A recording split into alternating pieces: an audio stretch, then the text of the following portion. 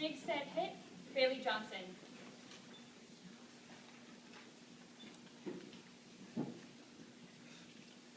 Hello, my name is Bailey, and this is Dig, Set, Hit. Are you ready to play one of the world's most mentally and physically challenging games? Madam Chairperson, honorable judges, fellow 4-Hers, ladies and gentlemen. Women's court volleyball is one of the world's most popular sports and originated in Holyoke, Massachusetts, USA by William G. Morgan. Court volleyball has been played for decades and hundreds of benefits in mental and physical health and also the social gains. I've been playing volleyball nearly all my life. I love the adrenaline rush I get every time I step onto the court. Just last season, I played for my school's junior varsity league, and we won silver in zones after a season filled with disappointments and hardships, such as losing players and numerous matches due to a lack of concentration. It just shows that even the underdogs can come back in the sport. Now, I'm looking forward to playing club U16 volleyball. It gives me a chance to better my skills, feed my competitive attitude, and work towards my ultimate goal of playing university or college volleyball. Also, the sport is very hard and intense on your body. Pulled muscles, bruises, sprains, and scrapes are all very common, and the sport can ruin your knees over time if you don't take proper preventions. In order to play properly and avoid injury, there are several things you must have on hand. First, you'll need shoes. Just about any athletic runner with a good arch support and grip will suffice. But if you're playing at a higher level, you may require special volleyball shoes, which have a larger, flat rubber surface on the bottom. Next, use ankle braces. Some players choose not to wear these, but I highly recommend them as they have saved me many times from rolling my ankle and being out for the entire season. Now, you'll need socks.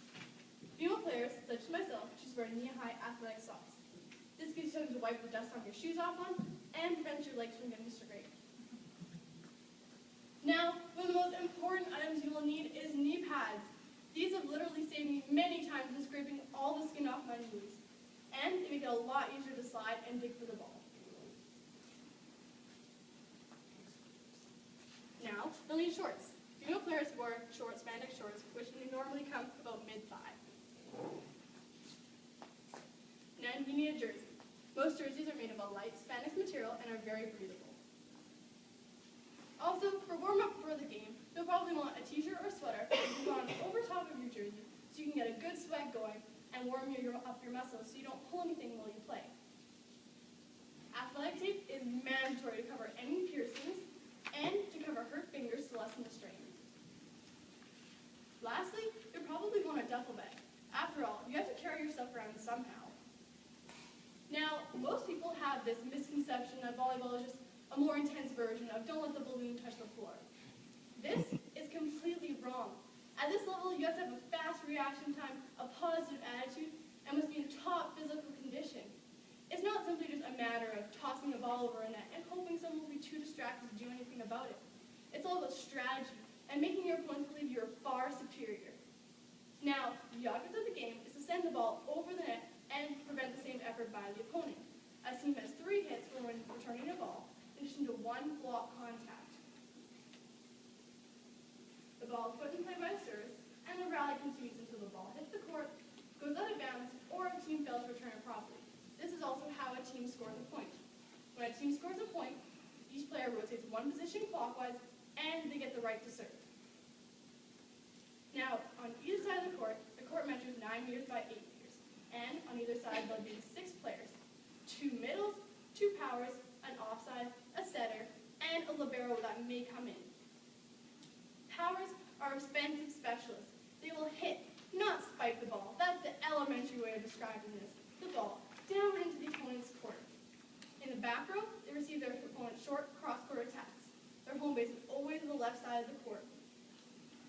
And in the front row, they receive almost every 3rd ball. A middle is normally very tall and is responsible for the middle portion of the court. When in the front row, they block every ball and hit occasionally. And when in the back row, a middle is essential. They pass up almost every ball to the setter and must be very accurate. But at higher levels, they are almost always replaced with a libero when in the back row. Now, a setter is one of the most crucial players in the entire game. They are in charge of every single second ball and must deliver a set, which is a pass made only with the fingertips, to a hitter, and their home base is always the front right-hand portion of the court.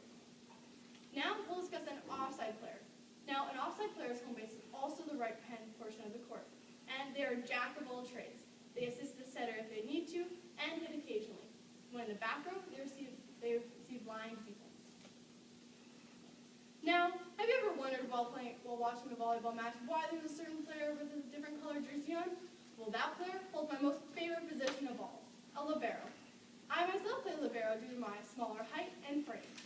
As a libero, I'm responsible for subbing in for middles in the back row, and I'm a defensive specialist. So I play defense behind a hitter when they hit, and must also pass up almost every first ball to the setter. I must be a very accurate passer, and must make incredible digs. Now, a dig is when you pop up the ball and save it when it looks as if no one else can get it. My favorite is when you make a save and you roll out of it. It makes you a lot more skilled than you actually are. Now, after hearing all this information, I assume it's time to review.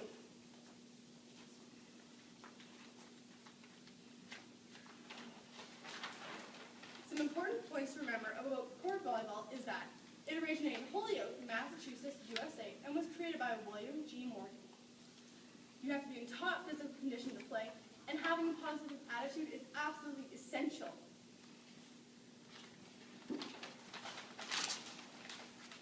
Now, equipment you'll need is as follows, and I have prices listed, but they are rounded due to the wide variation of prices and products. Running shoes, $90. Ankle braces, $90 per brace. Socks, $10. Knee pads, $25. Shorts, $50.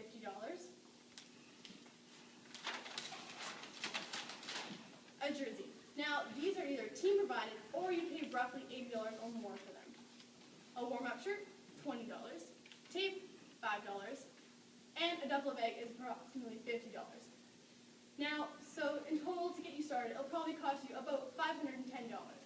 Now, you might think this is too much to pay, but in reality, these items can last for years if properly cared for and can prevent you from getting a serious injury.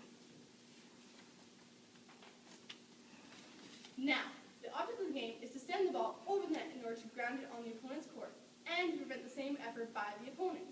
A team has 3 hits for returning the ball, in addition to 1 block contact. The ball is put in play with the serves, and the rally continues until the ball hits the court, goes out of bounds, or a team fails to return it properly. This is also how a team scores a point. Now, when a team scores a point, they each rotate 1 position clockwise and get the right to serve.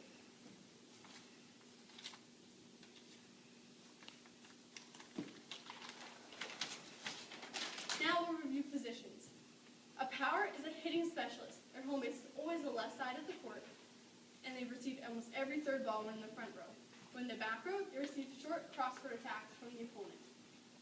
A middle are blockers and hitters when in the front row. The middles, their home base is always in the middle of the court, and they are always replaced by a libero when in the back row. A setter is in charge of every second ball and must make a set. A pass is made only with the fingertips to a hitter. Their home base is always the front right-hand portion of the court. Now, an offside is a multi-purpose player. They assist the setter if needed and pass the ball. When in the back row, they hit and play line defense. Their home base is always the right side of the court. Now, a libero wears a different colored jersey, so they're easily identified when subbing in and out for middles. They're defensive specialists. They normally do not hit, and they replace middles. Now here, I have set up an illustration of what a court would look like. So, the red line indicates the net, and then on either side there'll be 2 powers in the front and back, a middle in the front, and your setter. Then in the back, you'll also have the offside and a middle or libero.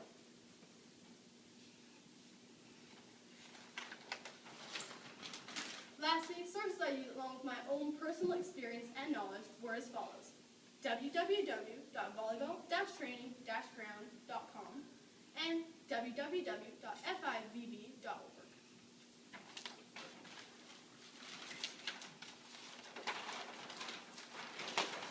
Now I hope you're all a bit more educated and will want to get out there and dig, set, hit. Are there any questions? You mentioned your favorite position was the libero. What would your second favorite position be and why? The question was, my first favorite position is libero, and what would be my second favorite position and why? Now, I really enjoy playing offside also, because when in the back row, you get a lot of balls to the net, and you have to return them really fast. And you have to be very accurate when passing.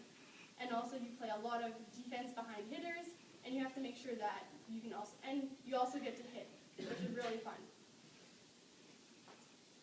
Now